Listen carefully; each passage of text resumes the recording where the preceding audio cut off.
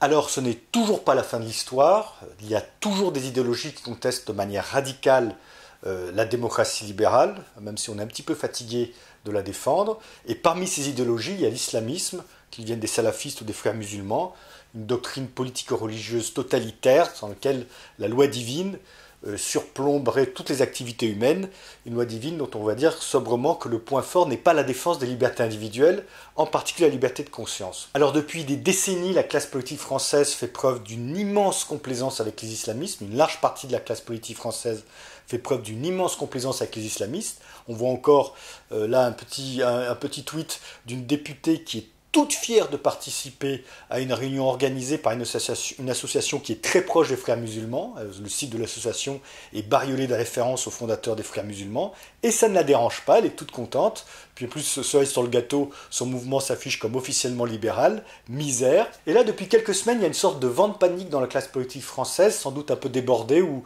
à l'approche municipale où certaines listes islamistes pourraient remporter des mairies.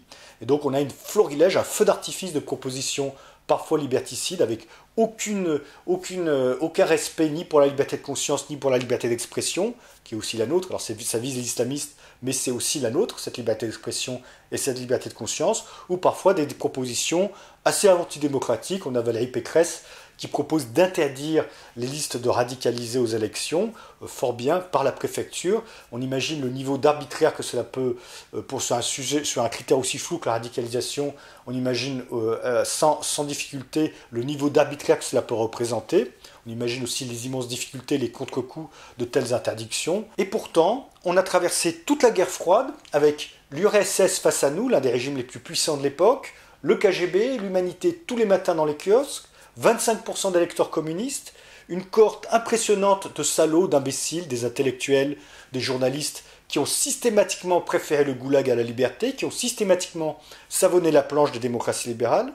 On a traversé donc toute cette guerre froide contre le communisme sans balancer par-dessus bord ni la liberté ni la démocratie, et on devrait, pour traverser la guerre tiède contre l'islamisme, ou encore la guerre froide d'ailleurs, balancer la liberté et la démocratie ou attaquer la liberté et la démocratie. Alors voilà, le libéralisme fait à nouveau face à un ennemi radical qui est l'islamisme. C'est un défi extrêmement complexe qui va sans doute mettre une ou deux générations à résoudre.